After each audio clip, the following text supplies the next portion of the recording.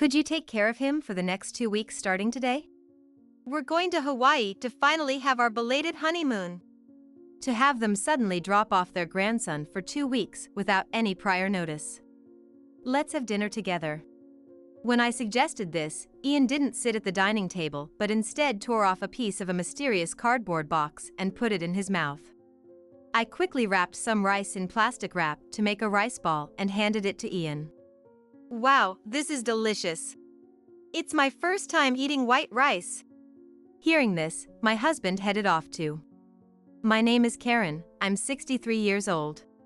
My husband, Tim, and I have been living a peaceful, leisurely life since he retired. We had been living our lives in tranquility. Thinking about our retirement, we had our house remodeled to coincide with Tim's retirement. That's why it has become such a comfortable home. However, one day, our peaceful life as a couple completely changed. We have 2 sons. The elder one lives about an hour's drive away and often comes to visit with his family of 3, bringing joy into our home. For us, his wife and our grandchildren are very dear. However, our younger son, Harry, became distant from the house once he went off to college and started living on his own. Even after he got a job and returned to the local area, he didn't come home, living in the next town over and only visiting our house when he had specific needs. Despite our repeated requests, he never came back for holidays. 6 years ago, we were suddenly informed that he was getting married and were abruptly invited to the wedding, which was a surprise. That was the first time we met our second son's wife, Amy, and her parents. It seemed there was a concern about appearances for the guests. Both sets of parents wanted to show that they were being celebrated by their children. More surprises followed, but the biggest shock was learning afterwards that they had a child. Several years have passed since then, but we have yet to meet that grandchild. Suddenly, after years of no communication, the younger son and his wife brought our grandson to our home. "Dad, Mom, I heard you remodeled the house, so we came to see it," said Harry. Amy, his wife, said, this isn't much, but..." as she handed over a convenience store bag. Inside were some snack foods. It was their first visit, and they brought such trivial things. Yet, I accepted the snacks with a smile and said, "Thank you. You've come unexpectedly, but please, come in." But then, they did not even try to enter the house, instead pushing forward the grandson who had been hiding behind them. "This is our son. Say hello, won't you?" "Hello, I'm Ian. Nice to meet you. Sorry for the sudden request, but could you look after him for the next 2 weeks? You'll be happy to spend 2 weeks with your cute grandson, right?" My husband and I exchanged glances. Leaving such a small child in a house they've never been to before, where could they possibly be going? Then they said, "Well, we are actually going on a belated honeymoon to Hawaii starting today. He's a quiet child, so he won't bother you. We'll pick him up as soon as we get back. Please." Without any prior notice, suddenly being asked to take care of their grandson for 2 weeks, that was what I was about to say to them. But then Harry said, "Hawaii is warm, especially in this cold winter. We'll bring back souvenirs, so don't worry." "Ah, damn, Amy, we need to go now or we'll miss our flight. So, take care." And with that, before we could even respond, they got into their car and drove off. But to leave a child for 2 weeks with nothing but a small backpack. It didn't seem like he had enough clothes for 2 weeks. And yet, despite his parents leaving, the grandson stood there, expression unchanging, quietly observing. All I could do was smile reassuringly and say, "Nice to meet you, Ian. I'm your grandmother. And this is your grandfather." However, Ian just stared back at us, without a smile. It puzzled me, but once we brought him inside the house, I helped him out of the jacket and hat he was wearing, only to find him in dirty pajamas that seemed unwashed for days. Though he was a boy, his hair was a tangled mess, as if it hadn't been cut for ages. We were so shocked that we were at a loss for words. It seemed he hadn't bathed in days either. So we decided to get him into the bath right away. Tim seemed to understand without me saying anything. He suggested to Ian, "It's cold, let's warm up in the bath together," and went to prepare it. In the meantime, I checked the backpack Ian had brought with him. As I suspected, there were no changes of clothes in the backpack, just one pair of underwear and inexplicably, a piece of cardboard. I looked at the clothes Ian was wearing, guessed his size, and then asked my husband to rush to the local store to buy some new clothes and underwear for Ian. While they were bathing, I took the opportunity to buy what was needed. When I returned home, my husband and Ian were already soaking in the tub. I thought I had made it back in time, but as they were about to get out, I hurried to the bathroom with the new underwear and pajamas I had bought. The sight of Ian drying off shocked me. He was terribly thin, covered in bruises everywhere. I caught my husband's eye, and he nodded in agreement. We thought the same thing but couldn't discuss it in front of Ian. When my husband asked, "Ian, what's your favorite food?" he just looked down. Come to think of it, he hadn't spoken a word since greeting us earlier. Our eldest grandson talks a lot, even though he's about the same age, so this silence was another surprise.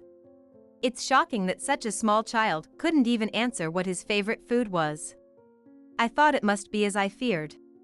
Leaving the rest to my husband, I headed to the kitchen to rush dinner.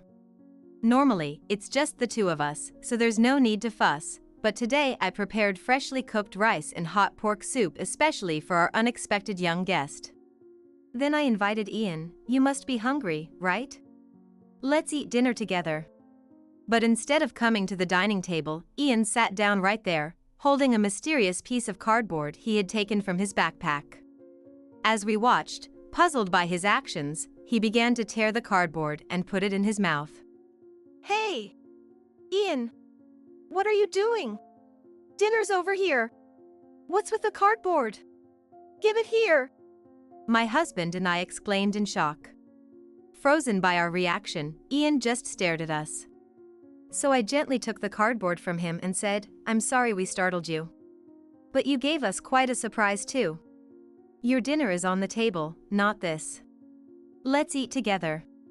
My husband added, Sorry, we didn't mean to scare you.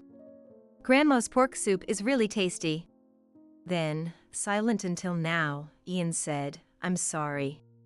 I thought, "I'm sorry. Is it really okay for me to eat this?" I couldn't help but hug him.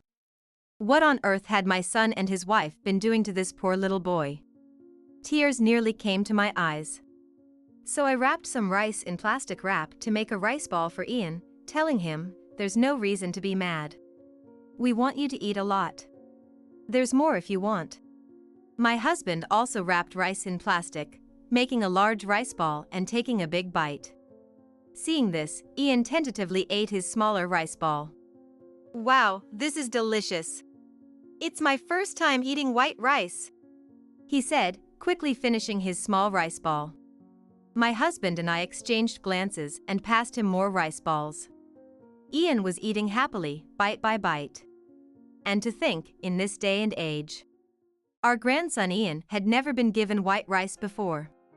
Reflecting on this, my husband said, "Do you like the rice balls? You can have as much as you want.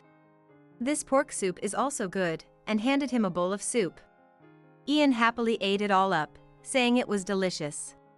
Finally satisfied, Ian chugged down his tea and said, "Thank you," which prompted me to ask a little about his life. "Ian, you mentioned that it was your first time eating plain rice. What do you usually eat?" "Things like cardboard or leftover food from my mom and others. But my mom mixes all the side dishes into my bowl, so it was my first time eating plain rice." Ian spoke as if it were the most natural thing in the world. Both my husband and I were at a loss for words, shocked, but there was still more I wanted to know. "How old are you, Ian? Do you go to preschool?" "My mom said I turned 5 recently." "What's preschool?" "I'm always at home," he replied, and I was stunned by his answer. "What?" Ian is 5 years old. He's the same age as my eldest grandson, Jim. Even though that child isn't very big, the difference between him and Ian is stark. What on earth are they making a 5-year-old do at home, keeping him from even attending kindergarten? "So, Ian, what do you usually do at home?" After thinking a bit, Ian replied while looking at us fearfully, I usually sleep inside a cardboard box. I can leave it when I need to go to the bathroom. And what if you want to get out of the cardboard box when it's not for the bathroom? When asked, Ian made a troubled face and said, I'm not allowed to leave the cardboard. If I do, my parents get angry and hurt me. Hurt probably means being hit or something painful like that. I understood why I saw bruises in the bath earlier. It became clear that Ian's parents weren't just neglecting to provide proper meals, but were also abusive. Nevertheless, the thought of confining an active 5-year-old to a cardboard box was beyond belief. Jim, the grandson of my eldest son, never sits still and is quite a handful, so I was genuinely shocked at how quiet Ian was. My son and his wife are undeniably unfit as parents. I began to see the reality of Ian's life at home. At 5 years old, he knows neither joy nor the taste of good food, and likely has no friends. But I felt that I could no longer pry any further from the boy. After finishing his meal quickly, my husband, who had been listening to Ian's conversation, sat silently, arms crossed, in thought. Then, suddenly, he began to change clothes. Tim, where are you planning to go? I asked, surprised. With a wink to me and Ian, my husband said, just wait here, I'll bring back something delicious, and left. By the time Ian and I had finished our dinner, my husband returned and said, Ian, have you ever had ice cream? This is pudding, and this is cream puffs, as he took out various sweets from a bag. Ian's eyes were shining. He must have never been treated to such delicious things before. The three of us enjoyed them thoroughly. That same day, I called my eldest son and his wife. I explained the situation and suggested they bring Jim over the next day. After all, it was pitiful that Ian had never left the house at 5 years old and had no friends. I wanted to hear my eldest son and his wife's thoughts on this. The next day, after hearing the situation, they came early in the morning with Jim, who brought many toys. I told Ian, take all these toys and go play with Jim in the playroom, and they started playing together immediately and got along well. While the two were playing, my husband and I talked to my eldest son and his wife about Ian. How he's not been provided satisfactory meals, hasn't been bathed, has unkempt hair, came in pajamas under his jacket, and has bruises all over his body. And how he spends every day in a cardboard box without attending preschool, clearly neglected and abused. My eldest son and his wife had done some research after our brief explanation yesterday. They were in disbelief that a child the same age as their own could be suffering like this, but seeing Ian made them realize it was true. Ian, being the same age as Jim, was thinner and noticeably smaller. Seeing the bruises on Ian's body, my daughter-in-law teared up. I didn't want to believe my second son could do such things, but this was the reality. We are also to blame. We didn't interact much with Harry since he became a college student. He wouldn't come to our house, and when we visited, he wouldn't let us in. That's why we didn't even know when Ian was born, I said, tears welling up. Then my eldest son added, no, it's also my fault. I should have kept in touch with him more. However, while the eldest son and his wife were modest, they believed that this was a crime and insisted on going to the proper authorities. It might be shameful to have such a person in the family, but that's beyond the point. It's about Ian's life, after all. Seeing this, the husband quickly got ready to leave. The anger on his face was so intense, it was hard to imagine his usual calm demeanor. So, leaving Ian in the care of the eldest son and his wife, we decided to go to the police together. The police immediately checked with the child welfare office in the neighboring town upon hearing our story. It turned out that Harry and his wife had been under scrutiny for a while, failing to bring Ian for checkups despite repeated contacts and visits to their home, where they always pretended not to be in. Moreover, there were several reports from neighbors about the sounds of a child being scolded and crying loudly. Yet, they had never managed to meet Ian despite their efforts. The following day, someone from the child welfare office came over to check on Ian. Seeing how much we cared for him, they agreed that he could stay with us until his parents returned. Jim, who had stayed with us the night before, seemed to have become good friends with him. They played together like brothers. During the 2 weeks until Harry and his wife returned, we took Ian for a haircut, and to places like the zoo, aquarium, and parks, and fed him delicious foods. Everything was a new experience for him, and he slept soundly every night, exhausted from the day's activities. Finally, the day arrived when his parents were supposed to return. I realized we hadn't asked which flight they would be on, so we ended up waiting at the airport from morning, in coordination with the police. While my husband stayed with the police, I showed Ian the airplanes, telling him, "Someday we'll go on a trip by plane," to which he nodded with a broad smile.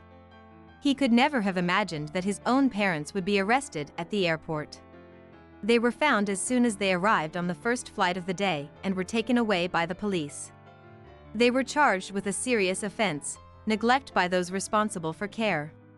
We later learned that they were being interrogated in separate rooms, trying to pin the blame on each other without showing any sign of remorse or apology towards Ian. Both seemed to care only about themselves, neglecting and even abusing such a small child. This is unforgivable.